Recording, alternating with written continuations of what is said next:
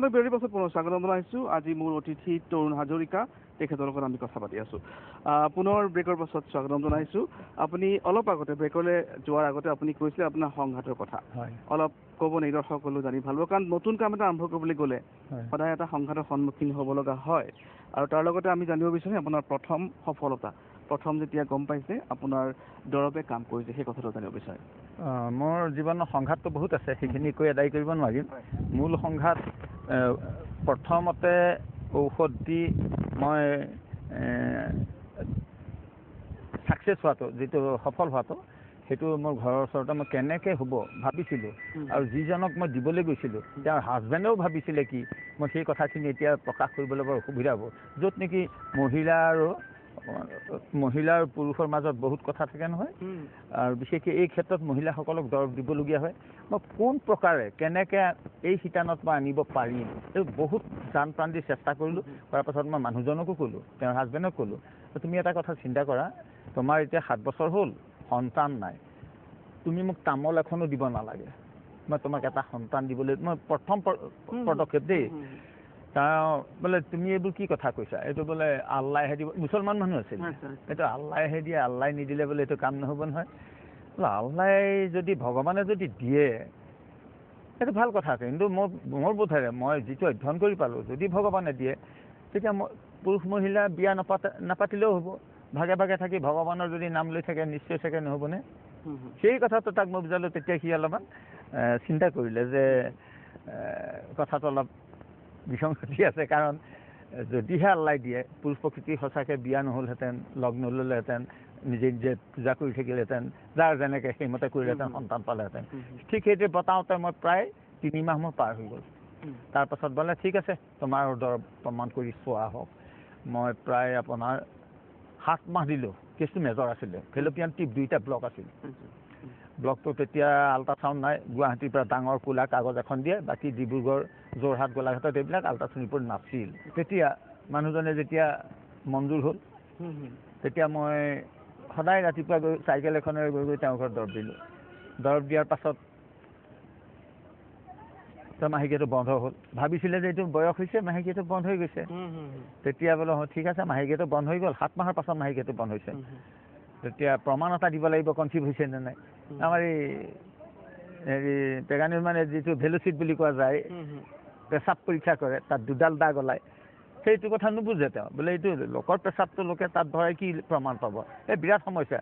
সেই বোলে এইবোৰ পেলাই দিয়া, এইবোৰ কি অদৰকাৰী কাম কৰিছা, বোলে এইটো পেচাব চোৱা নেকি হাতত, তেনেকুৱা কথা শুনিছিলোঁ।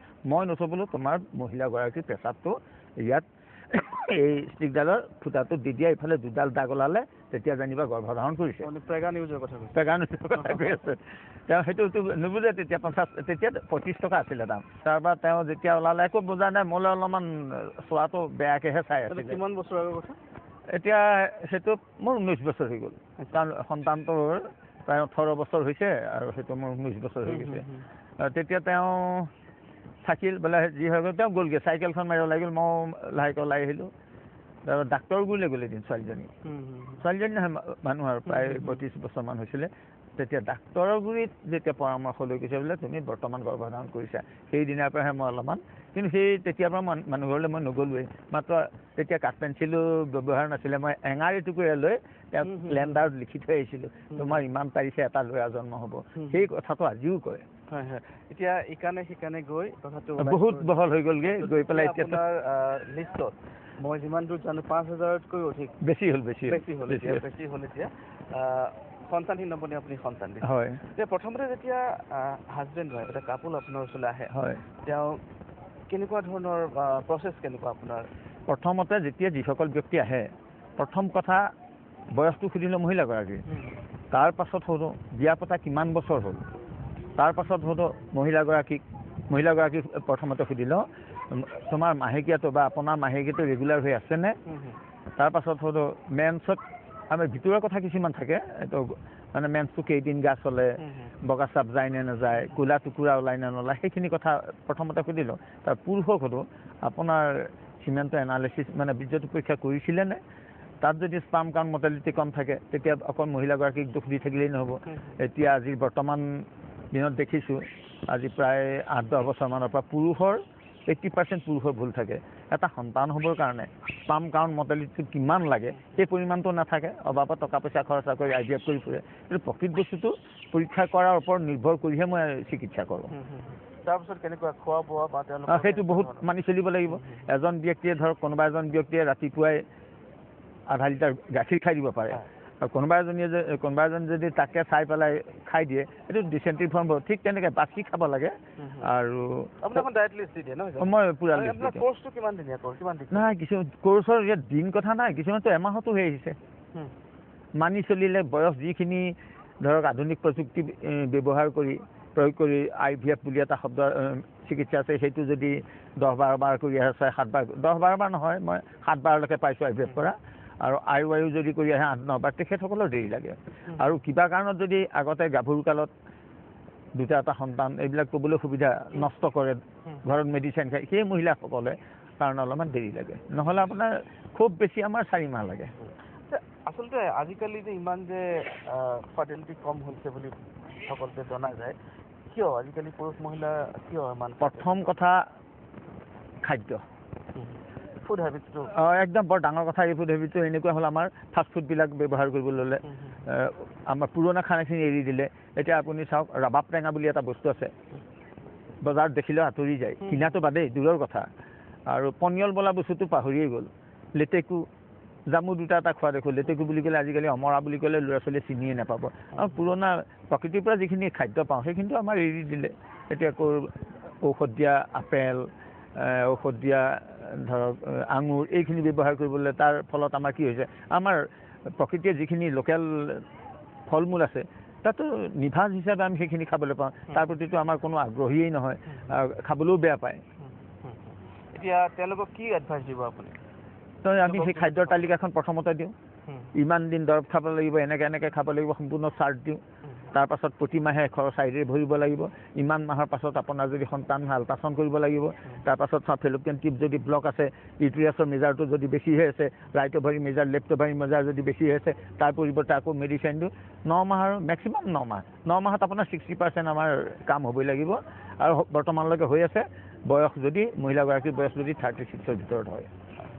আৰু কথা আছে, ব্ৰেকৰ সময়ত ব্ৰেকটো লৈ লওঁ। প্ৰিয় দৰ্শক, এটা চমু বাণিজ্যিক বিৰতিৰ পাছত পুনৰ ঘূৰি আহিম। চাই থাকিব প্ৰাগ নিউজ।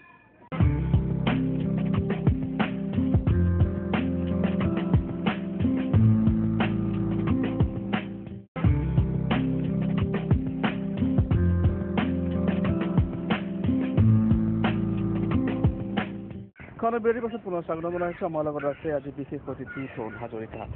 ডাঙৰীয়া, আপোনাৰ এটা দৈনন্দিন কামৰ ভিতৰত এটা পৰে, মেঘেৰেটিং মন্দিৰলৈ আহি মাজে মাজে আপুনি কল খুৱাই এই যিখিনি বান্দৰ ইয়াত আছে, এই ৰহস্যটো কি? এইটো ৰহস্য মোৰ এদিনৰ কাহিনী নহয়। এইটো হ'ল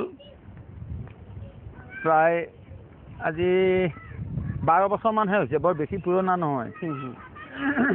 দি পেলাই খুব ভাল পাওঁ। ইয়াৰ ভিতৰুৱা কিবা কাৰণ আছে যদি নাজানো। মই বনৰীয়া হাতীক দিওঁ আৰু এই বান্দৰখিনিক দিওঁ। সপ্তাহত 3 বাৰ দিওঁ। বনৰীয়া হাতী ক'ত পায় আপুনি? বনৰীয়া হাতী দেওপাহাৰ বুলি কয়। কাজিৰঙাতো দিওঁগৈ, কিন্তু কাজিৰঙাত দি ভাল নালাগে, ইয়াতে এই দেওপাহাৰত দি ভাল লাগে। সেইটো ইয়াতকৈ সেইটো দৃশ্য বেছি ভাল লাগে। মই বনৰীয়া হাতী ওচৰত দিওঁ, আজিলৈকে দিগদাৰ কৰা নাই। ঠিক আছে, এতিয়া আপোনাৰ বিষয়টোলৈ আহোঁ। সন্তান দম্পতীয়ে কি কৰিব লাগিব প্ৰথমতে আপোনাৰ ওচৰলৈ আহি পেলাই, বা কেনেকুৱা ধৰণৰ? প্ৰথমতে আহিলে তেওঁবিলাকে কিয়নো সন্তান হোৱা নাই, এনেই ধৰক পুৰুষ মহিলাৰ লগত এখন সংসাৰ ধ্বংস হৈ যোৱা দেখিছোঁ, মানে ছিন্ন ভিন্ন হৈ যোৱা দেখিছোঁ। তেতিয়া তেওঁবিলাকে দুয়োজনে ইজনে সিজনক দোষ নিদিয়াকৈ, মইতো পেপাৰে পত্ৰ লিখি দিছোঁ যে নিজক নিজে পৰীক্ষা কৰি চাই লওক, পুৰুষ অক্ষম নে মহিলা অক্ষম। ৰিপৰ্টটো উলিয়াই লৈ আমাৰ গুৰিলে আহক, আমি চিকিৎসা কৰিম।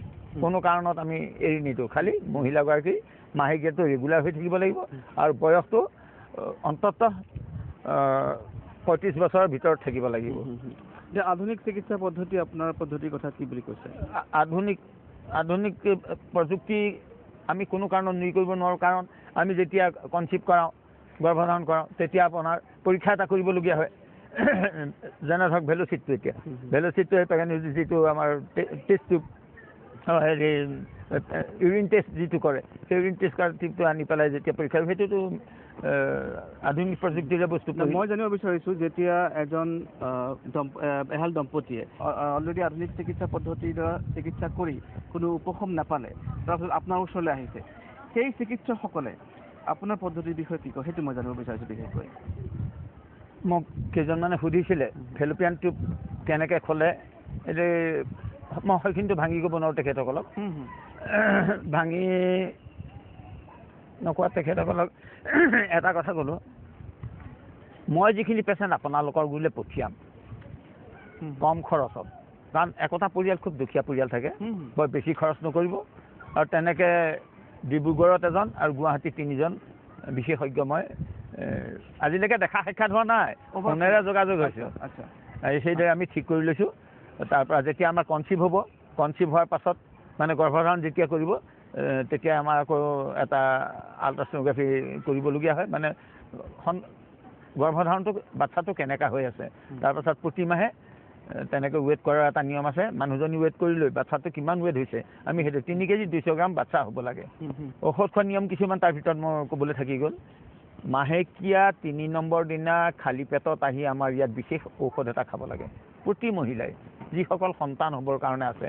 অত্যন্ত জৰুৰী যে পানী এচামুচো খাব নালাগে। সেইদৰে সেই নিয়মেৰে প্ৰায় 3 মাহমান খোৱাৰ পিছত 4 মাহৰ পৰা আৰম্ভ হয়, 4 মাহৰ পৰা 6 মাহৰ ভিতৰত কনচিভ, প্ৰায় আপোনাৰ শতকৰা 20 বয়সৰ ওপৰত 60% তেনেকৈ 6 মাহৰ ভিতৰত হৈ যায়। যেতিয়া 6 মাহৰ ভিতৰত আমি কনচিভটো পাওঁ হওক, তাৰপাছত ডাক্তৰৰ গুৰিলৈ আমি যাবই লাগিব।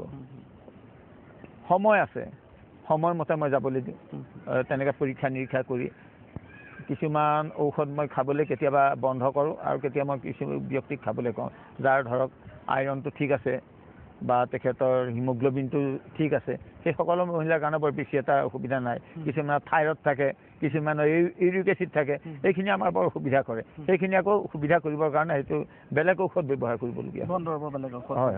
আপুনি কৰেনে? থাইৰয়ডটো এতিয়া এলোপেথিকৰ দ্বাৰাই কোৱা শুনিছোঁ, এলোপেথিকৰ দৰৱ হেনো থাইৰয়ড থাকিলে জীৱনভৰ খাব লাগে। আমাৰতো এমাহ খালে আদায় হৈ যায় থাইৰয়ড। ইউৰিক এচিডটো ঠিক এমাহ খালে আদায় হৈ যায়, অৰ্থাৎ বাচি খালে আৰু কেইটামান দৰৱ আছে। এতিয়া ধৰক মই এনেই খোলাকৈ কৈ দিছোঁ, যদি দুপৰীয়া নোখোৱায়, পিঁয়াজ নহৰু আদা জলকীয়া নাখায়, থাইৰয়ড যদি আপোনাৰ 12 পইণ্টে আছে, অমৰা বুলি এটা ফল পোৱা যায়। আৰু এই মাছ নোখোৱাসকলৰ কাৰণে, মাছ খোৱাসকলৰ কাৰণে গৰৈ মাছৰ তৰকাৰীত অমৰা দি কণ্টিনিউ এসপ্তাহ হওক, তাৰপাছত থাইৰয়ডটো জুখি চাওকচোন। অমৰা দি গৰৈ মাছৰ কিমান সাংঘাতিক দৰৱ। এসপ্তাহ খায়, কিন্তু তাত খালি জ্বলা পিঁয়াজ নহৰু আদা নাখাব। তাৰপাছত মোলৈ ফোন কৰিব যে তোমাৰ ঔষধে কাম কৰা নাই। লগালগ 10 দিনত আপোনাৰ 12 আছিল যদি 6 হৈ যাব। আকৌ যদি আপুনি আগৰ খানাটো অৰ্থাৎ বোকাৰ পৰা তোলাৰ পাছত যদি বোকাত নামি যায়, আকৌ থাইৰয়ডটো বাঢ়ি যাব তাত, অৰ্থাৎ খাবলৈ বাধা দিয়াখিনি যদি আকৌ খাই দিয়ে। এতিয়া ইউৰিক এচিডত আপুনি জ্বলা মছলা মাংস এৰি দিয়ক, ইউৰিক এচিড জীৱনভৰ দৰৱ খাই থাকিব লাগে, কোনো কাৰণ নাথাকে। খুব বেছি 40 দিনত ইউৰিক এচিড জীৱনৰ কাৰণে আদায় হৈ গুচি যায়। এতিয়া কি বুলি ক'ম বাৰু, দোষটো কাৰ?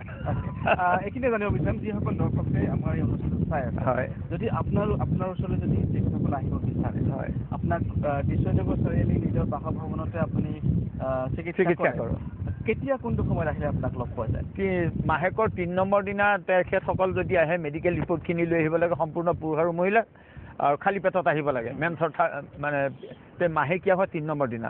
আৰু এনেই আগত আহি পেলাই পুৰুষৰ যদি কিবা চিমেণ্ট এনালিচিছ মানে বীৰ্যৰ পৰিমাণ কম আছে, সেইখিনি আগতে আহি যোগাযোগ কৰিব লাগে। ফোন নম্বৰ আছে, সম্পূৰ্ণ টিভিত দিয়া আছে, সেই ফোন নম্বৰ আমাৰ স্ক্ৰীণত গৈ আছে। কিন্তু মই জানিব বিচাৰিছোঁ কোনটো সময়ৰ পৰা কোনটো সময়লৈকে আপুনি? ৰাতিপুৱা মই 3:30টাৰ পৰা বহোঁ, অৰ্থাৎ গোৱালপাৰা ধুবুৰীৰ পৰা যেতিয়া নাইট ছুপাৰত মানুহখিনি নমাই দিয়েহি, মই তেতিয়াৰ পৰা আৰম্ভ কৰোঁ। আচ্ছা। তেতিয়াৰ পৰা গধূলি 6টা বজালৈকে মই নন ষ্টপত থাকোঁ। কেতিয়াবা ঘূৰি আহি বজাৰ কৰিবৰ কাৰণে ওলাই যাওঁ, কিন্তু ফোন কৰিলে মোক পাই যায়। আৰু আপোনাৰ নলবাৰীত আছে।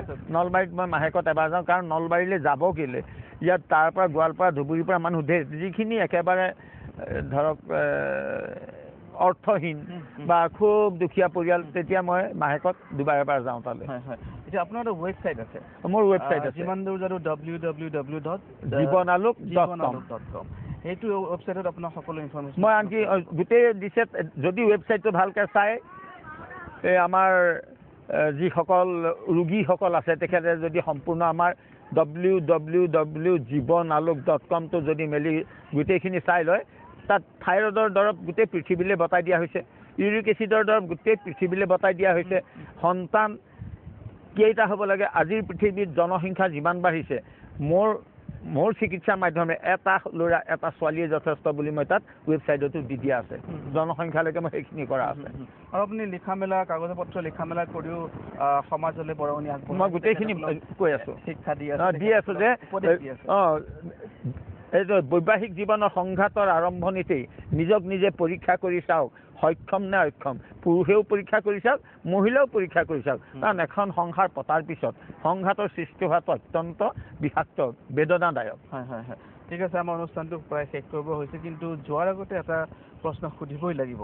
যেতিয়া নিঃসন্তান দম্পতি বহুত চিকিৎসা কৰাৰ পাছত আপোনাৰ ওচৰলৈ আহে, বছৰ বছৰ ধৰি সন্তানৰ মুখ নেদেখা এহালজন দম্পতি যেতিয়া আপোনাৰ ওচৰলৈ আহে আৰু আপুনি যে চিকিৎসাৰ দ্বাৰা তেখেতসকলক এটা সন্তান সুখ দিয়ে, আপোনাৰ কেনেকুৱা অনুভৱ হয়? মই সেইটো বহুত আৱেগিক হৈ যাওঁ কেতিয়াবা, আৰু তেনেকুৱা একোজন মানুহে মোক এনেকুৱা কৰি থৈ গৈছে, ভাষাহীন, মই ভাষাৰে বুজাব নোৱাৰোঁ। তাৰমানে তেখেতসকলে মোক ভগৱান বুলি ডাইৰেক্ট ক'বলৈ যায়, এইটোতো অসম্ভৱ কথা, ভগৱানে ল'ৰা ছোৱালী নিদিয়ে, ঔষধৰ মাধ্যমে, আৰু কিছুমানে গবা মাৰি ধৰে, ঠিক তেনেকুৱা একতা মোৰ মুহূৰ্ত আহি পৰে কেতিয়াবা। ঠিক আছে, এনেকুৱা আৱেগিক হৈ থাকক, আমাৰ সেইটোৱে আশা, যাতে নিঃসন্তান দম্পতিসকলক আপুনি সন্তান সুখ দিয়ক, আৰু ঈশ্বৰ আপোনাৰ মংগল কৰক। যিটো আমাৰ আজি সময় কম, গতিকে অনুষ্ঠানটো এইখিনিতে সামৰিব লাগিব। ধন্যবাদ। প্ৰিয় দৰ্শক, সেয়া আছিল তৰুণ হাজৰিকা। আমাৰতো সময় কম, গতিকে অনুষ্ঠানটো এইখিনিতে সামৰিব লাগিব। ধন্যবাদ।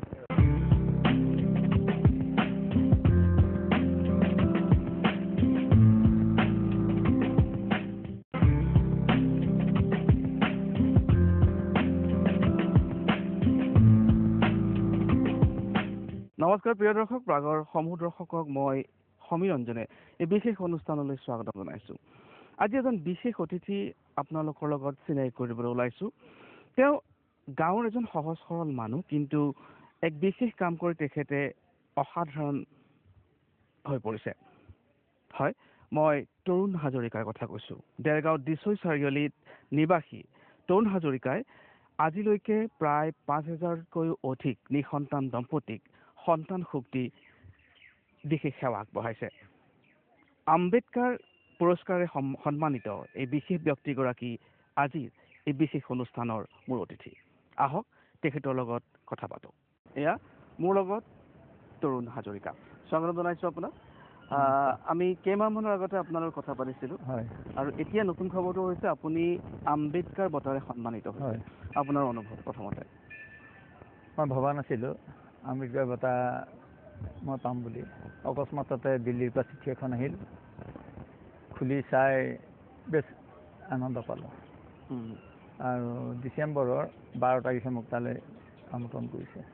ডিচেম্বৰ 12 তাৰিখ? হয়। শুভেচ্ছা জনাইছোঁ।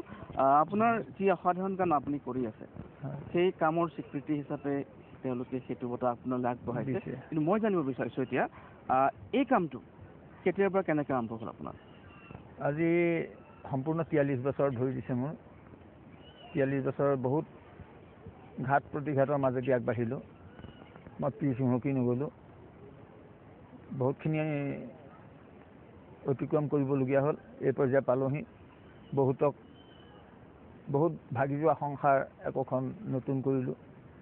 সকলোকে কৰিব পৰা নাই, কিছুমান বৰ সংঘাতময় কথা থাকে কিছুমান সাংসাৰিক জীৱনত, সেইখিনি সম্পূৰ্ণ মই পূৰা কৰিব নোৱাৰিলোঁ। আৰু যিখিনি কৰিলোঁ, আৰু আজি আম্বেদকাৰ বঁটা পোৱাৰ মূল কাৰণটো হ'ল, আজি মই পাহৰি গৈছিলোঁ, এজন ব্যক্তি আহিছিলে নগাঁৱৰ পৰা, তেখেত CRPত থাকে, আৰু তেখেতৰ যেতিয়া কামটো হ'লগৈ, তেতিয়াই তেখেতে কৈছিলে যে আপোনাক বঁটা এটাৰ কাৰণে মনোনীত কৰা হ'ব।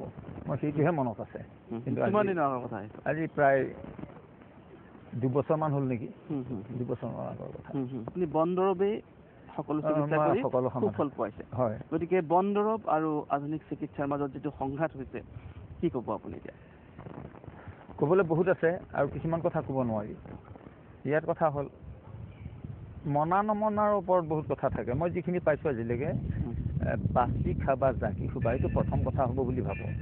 আধুনিক প্ৰযুক্তিয়ে নোৱাৰাকে নাথাকে, পাৰে। আগতে ককা আইতাহঁতৰ মুখত শুনিছিলোঁ বাচি খাবা জাগি খাবা।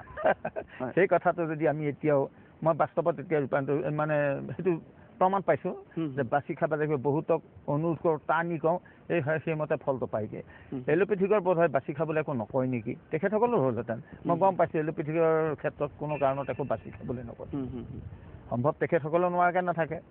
আৰু কিন্তু মোৰ এটা কথা হ'ল কি, মোৰ যিটো চিকিৎসা এলোপেথিকৰ মাধ্যমেৰে অহাৰ পাছতহে মই চিকিৎসা কৰোঁ। হয়, যিসকলে হাৰি যায় আপোনাৰ ওচৰলৈ। আজিৰ দিনত ধৰক আমেৰিকাৰ পৰা আহিছে, ৰাছিয়াৰ পৰা আহিছে, তাৰপৰা লণ্ডনৰ পৰা আহিছে, চেন্নাই, বোম্বে, দিল্লীটো বহুত দূৰৰ পাছৰ কথা, সেইখিনিয়ে পৰা নাই। মই ভাবোঁ যিসকল ব্যক্তিয়ে তেখেতসকলৰ পৰা চিকিৎসা আৰম্ভ কৰে আৰু শেষ নকৰাকৈ আধাৰতে গুচি আহে, তেনেকুৱা ব্যক্তি পাইছোঁ। সম্পূৰ্ণ যি দুই এজনে কৰি পেলাই ফল পোৱা নাই, সেইখিনি মোৰ গৈ লাহে, অৰ্থাৎ আধুনিক প্ৰযুক্তিয়ে নোৱাৰ পাছতহে মই পাওঁ। কিন্তু এই বিষয়টো আপুনি জানিব লাগিব। চিকিৎসকসকলে যেনেদৰে পঢ়া শুনা কৰিছে, আপুনিতো তেনেকুৱা পঢ়া শুনা কৰা নাই, চিকিৎসা শাস্ত্ৰৰ বিষয়ে যিমানটো আপোনাৰ জ্ঞান নাই, বনদৰৱ কৰে, এইখিনি কথা ক'ত কেনেকৈ শিকিলে? ইয়াত এটা কথা হ'ল, ইয়াত বেছি জানিবলগীয়া কথা নাই, ক'বলৈ গ'লেতো বৰ সাংঘাতিক কথা। কেনেকৈ এটা সন্তানৰ মূল্য আমি কোৱা শুনিছোঁ তেখেতসকলে যিমানটো লয়, অসম্ভৱ দেখোন। এতিয়া আমি এটা সন্তান দিবলৈ গ'লে খুব বেছি 15,000 20,000 টকা খৰচা হয়। এতিয়া IVF কৰিলে 1.5 লাখ 2 লাখ টকালৈ বিফল হৈ আহে। 4 বাৰ 5 বাৰ IVF কৰাৰ পাছত সাৰ্থক নহয়, 8 বাৰ 9 বাৰ IUI কৰা সাৰ্থক নহয়, তাৰপাছত আমি ক্ষুদ্ৰমান খৰচতে সেইটো আমি সাৰ্থক কৰোঁ।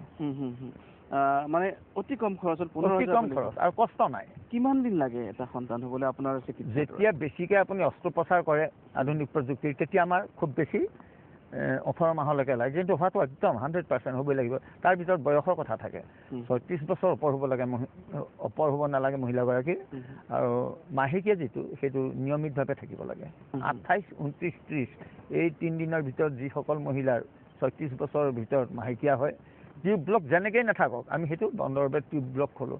এদিন ডাক্তৰ এজন আহি কৈছিলেহি, বিশেষজ্ঞ এজন আহি, তেখেতে বোলে আপুনি টিউব ব্লক কেনেকৈ খোলে? তেখেত আমাৰ ডিব্ৰুগড়ৰ, নামটো ক'বলৈ সুবিধা হ'ব, আমাৰ প্ৰতীক্ষা হস্পিটেল বুলি কয়, তাৰ পৰাও, আৰু ডাউন টাউনৰ এই 3-4 গুৱাহাটীৰ, তেখেতসকলে মোক প্ৰশ্ন কৰে আপুনি ব্লক কেনেকৈ খোলে? বোলে ঔষধেৰে খোলোঁ, একো নমতা হৈ যায়, আৰু ব্লক খোলাৰ পাছতে কনচিভ হয়। আটাইতকৈ ডাঙৰ কথাটো হৈছে যিখিনি ঔষধ আপুনি দিয়ে ঘৰৰ পৰিয়ালতে পোৱা যায়, নহয় জানো? পোৱা যায়, আৰু কিছুমান আনিবলগীয়া হয়। ক'ৰ পৰা আনে আপুনি? আমি বিশেষকৈ ৰাজস্থানত পোৱা যায় আমাৰ দৰৱ, আমাৰ ইয়াত বহুত নাপায়। যেনেকৈ ধৰক উটে খোৱা মৰুভূমিত হোৱা বস্তু কিছুমান মই আনি ৰুইছিলোঁ, ইয়াত নহয়, ঠাই বিশেষেহে হয়, জলবায়ুৰ ওপৰত নিৰ্ভৰ কৰে। আপুনি কাৰ পৰা শিকিছিলে আপুনি দৰৱটো? এইটো বহুত পুৰণা বস্তু, যতদূৰ সম্ভৱ এইটো কেতিয়াৰ নাজানো, কিন্তু মই ককাৰ পৰা পোৱা। মই ককাৰ পৰা? ককাই এইটো তেতিয়া এইবোৰ ব্যৱহাৰ নাছিলে, এইবোৰ লাজৰ বিষয়ে নাপাতে। আজি ঠিক 18 বছৰ মানৰ পৰা বৰ বেছি হৈ গৈছে। মইতো বহুত গালি খাইছিলোঁ মাৰ পৰা। মই আপুনি শুনিছিলোঁ যেতিয়া আপুনি আৰম্ভ কৰে চিকিৎসাটো বহুত ককৰ্থনাৰ সন্মুখীন। বাপৰে বাপ, একদম মই মানে ঘৰত এনেকুৱা লাগে ক'ৰ লোকৰ মাইকীৰ লগত কথা পাতিছোঁ, তেনেকুৱা পৰ্যায়ত পাইছিলে। মই লুকাই চুকাই ঘৰে ঘৰে গৈ ময়ো প্ৰমাণ ল'বলগীয়া হ'ল। প্ৰকৃততে যদি ইমানখিনি কথা লিখি থৈ গৈছে, ইমানখিনি আছে, কিমান দূৰ সত্য, মই নিজে প্ৰমাণ লৈহে কামত আগবাঢ়িছোঁ। আমি আৰু কথা পাতিম আপোনাৰ লগত, বহুত কথা পাতিব লগা আছে। এটা ব্ৰেক ল'ব লাগিব, এটা বিৰতি লৈ পুনৰ আপোনাৰ ওচৰলৈ কৰি আহিম। প্ৰিয় দৰ্শক, এটা পানীত